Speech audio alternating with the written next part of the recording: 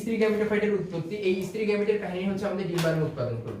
এখন আমাদের যেটা হবে ঠিক একই ভাবে আমরা জানি যে আমাদের এই যে গর্ভাশয় আছে না, আগে তো গর্ভমুণ্ড, এই গর্ভমুণ্ডটা ভেদ করে এই যে গর্ভদণ্ড, এই নিচের দিকে থাকে কি গর্ভাশয়, এই গর্ভাশয়ের ভিতরে থাকে ডিম্বক, এই ডিম্বকের ভিতরে কিছু কোষ থাকে যাদেরকে আমরা বলি ওই আর্কিস্পোরিয়াল কোষ।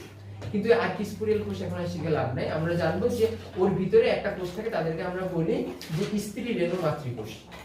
কথা বোঝা গেছে? যেমন আমরা বলছিলাম যে পরাগ মাতৃকোষ, ঠিক একই ভাবে এখানে স্ত্রী রেণু মাতৃকোষ। তো সবাই লিখো ভাইয়া আমার সাথে সাথে, স্ত্রী রেণু মাতৃকোষ। এই স্ত্রী রেণু মাতৃকোষ এটা কি অবস্থা?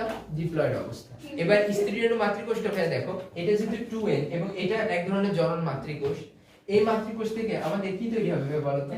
অবশ্যই এখান থেকে আমাদের অন্য যেটা তৈরি হবে সেটা হচ্ছে কয়টা তৈরি হবে ভাইয়া? তাহলে স্ত্রী রেণু মাতৃকোষ থেকে আমরা কয়টা তৈরি করব? 4টা স্ত্রী রেণু তৈরি করি। এই 4টি স্ত্রী রেণুর ভিতরে প্রথম 3টা দেখি ছোট ছোট আর একটা দেখি বড়। সো প্রথম 3টা কিছুক্ষণ পরে অঙ্কুরেই বিনষ্ট হয়ে যায়, মানে এরা একেবারেই মনে করো এখানেই শেষ। তাহলে এই 3টাকে আমরা একটা নাম আদর করে ডাকি, তার নাম হচ্ছে পোলার বডি। কি বলি? পোলার বডি। এই পোলার বডি কয়টা ভাইয়া? 3টা। আর একটা যেটা থাকে সেটাই আলটিমেটলি ওই স্ত্রী রেণু হিসাবে সে বেঁচে থাকে।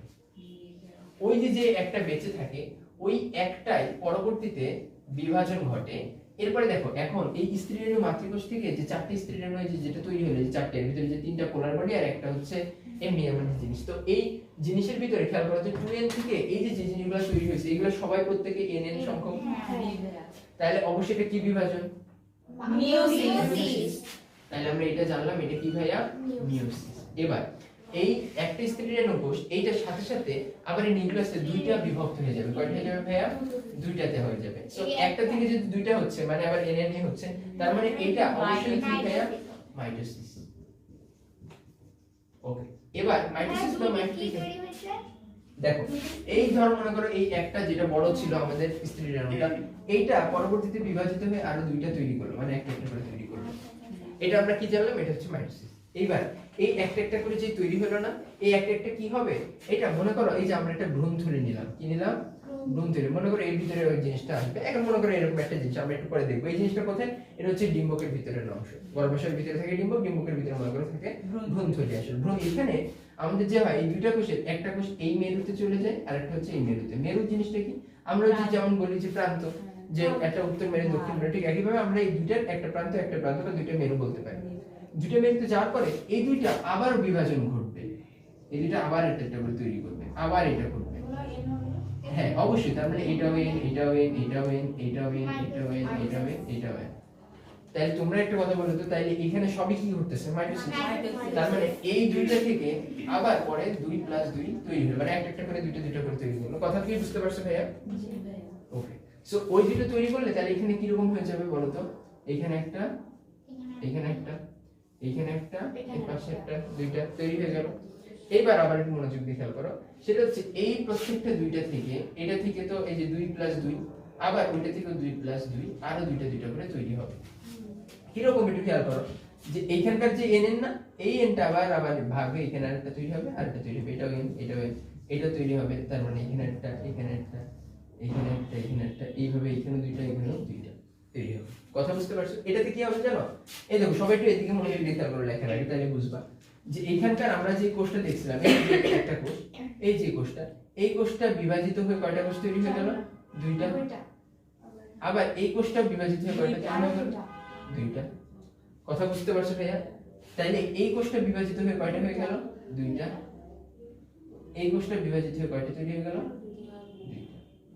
4টা কোষ কি বুঝতে পারলাম? 4টা করে তৈরি করলাম। এবার এখান থেকে এই একটা কোষ মাঝখানে চলে আসবে, আরেকটা এখান থেকে আরেকটা কোষ মাঝখানে চলে আসবে।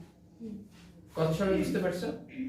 এরপরে একটু খেয়াল করো ভাই, মনোযোগ দিয়ে দেখো, যে এইরকম একটা অবস্থা হওয়ার পরে তাহলে এই মেরুতে কয়টা থাকতেছে? 3টা। এই মেরুতে কয়টা থাকতেছে? 3টা।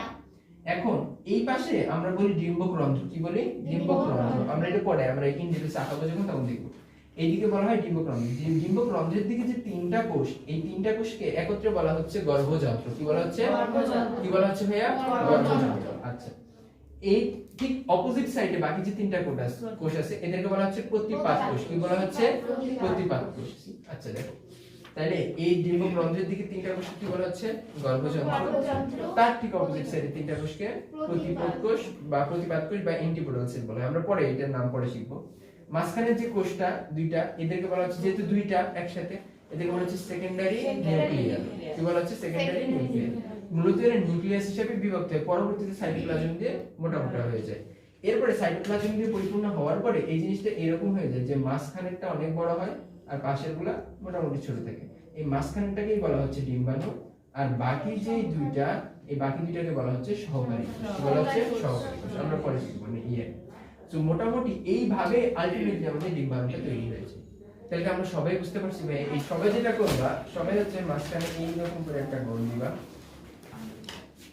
সাইড দিয়ে একটা আবরণ এরকম করে দাও। এবার আরেকটা এর ঠিক পরে থেকে করে এই সাইড দিয়ে নিয়ে আসো। তাহলে ঠিক একইভাবে এর পাশে থেকেও একটা তুমি এরকম করে দিতে পারো, আর একটা এইরকম করে কিছু এই পর্যন্ত নিয়ে এইখান থেকে এরপরে এই যেখানে এরকম করে দিয়ে। আচ্ছা ওকে, এইবার মাঝখানের দিকে এইরকম করে একটা জিনিস আঁকাও। ওকে, তাহলে সবাই মনোযোগ দিয়ে শোনো। দেখো একদম বাইরের দিকে যেটা, তাদেরকে আমরা বলতে পারি না বহিতক? বলতে পারি? জি হ্যাঁ। তারপরেরটা তাদেরকে আমরা বলতে পারি না অন্ততক? ওকে, এবার এইখান থেকে দেখো এই নাড়িটা বের হয়েছে, যেটা একটা ডিম্বকের গঠন। সো এদেরকে বলা হচ্ছে ডিম্বক নাড়ি, ডিম্বক নাড়ি বা নালী যাই বলো। এরপরে এইটা এর সাথে যুক্ত আছে, সো এদেরকে আমরা অনেকে বলি ডিম্বক নাভি। কি বলি? মানে ডিম্বক নাড়ি থেকে এরকম উপরের দিকের অংশটা এই আর কি। এই মনে করি এখান থেকে এতটুকু গেছে, এর পরের যে অংশ এর সাথে লেগে আছে এইটাই, এই হচ্ছে ডিম্বক নাভি। এখন এইখানে উপরের দিকের যে অংশ, এই উপরের দিকের অংশ এটা কি? এই মাঝখানে যে নিচে দেখো কি ফাঁকা মতো না, রন্ধ্র মতো না, এই চিত্রটাকে আমরা বলি ডিম্বক রন্ধ্র। কি বলি ভাইয়া? ডিম্বক রন্ধ্র। এবার এই ডিম্বক রন্ধ্র ঠিক অপোজিট সাইডে যেটা, তাদেরকে আমরা বলি ডিম্বক মূল। মাঝখানে যেটা, এটাকে আমরা বলি ভ্রূণথলি। কি বলি? এদেরকে আমরা বলি ভ্রূণথলি। এই ভ্রূণথলির বাইরে এখানে বিভিন্ন টাইপের কোষ থাকে। কি থাকে? বিভিন্ন টাইপের কোষ থাকে। আমরা এই কোষগুলো একটু এমন করে দিই যে আমরা পারি না। তুমি যেটা থেকে যা শুনতেছো মনোযোগ দিলেই হবে। এই ভ্রূণথলির এই যে এখানে উপরে যে কোষগুলো দেখতেছি, এইগুলোকে বলা হচ্ছে নিউসেলাস কোষ বা নিউসেলাস টিস্যু। কি বলা হচ্ছে? নিউসেলাস। ভ্রূণথলিটা আরেকবার একটু অন করেন তো, কষ্ট করে।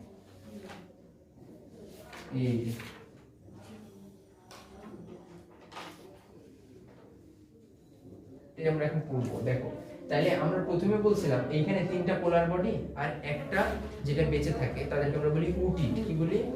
উটিড, সক্রিয় উটিড। যাই হোক না কেন ওটা, হ্যাঁ উটিড। এই একটাকে আমরা বলি সক্রিয়, যেটা একটাই সক্রিয় থাকে, উটিড।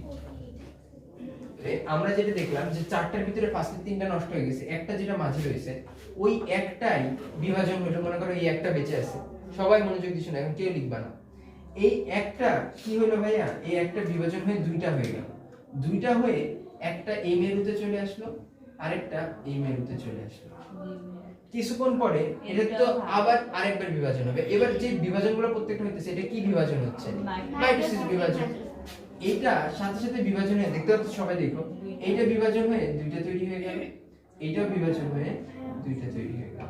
কি ভাইয়া? এই যে কোষটা খেয়াল করো, এখানে দুইটা কোষ বিভাজিত হয়ে কয়টা তৈরি করবে? টোটাল চারটা। এইটুকু তো বুঝতে পারতেছো যে এখানকার দুইটা কোষ, এটা আবার বিভাজন যখন হবে প্রত্যেকে দুইটা দুইটা করে টোটাল দুইটা কি করবে? চারটা কোষ তৈরি করবে। তো এখানে চারটা কোষ তৈরি হবে। এই চারটার ভিতরে একটা কোষ মাঝে চলে আসবে। ঠিক একই ভাবে এখানেও দুইটা থেকে যখন চারটা তৈরি করবে, তখন ওই তিনটা বাদ রেখে আরেকটা ডিম্বক রন্ধ্রের দিকের এই তিনটা কোষকে আমরা বলতে পারতেছি গর্ভযন্ত্র। কি বলতেছি ভাইয়া? গর্ভযন্ত্র। এই গর্ভযন্ত্রের ভিতরে মাঝখানে যেটা বড় টাইপের কোষ, তাদেরকে আমরা বলি ডিম্বাণু, আর পাশে এই দুইটা কোষকে আমরা বলি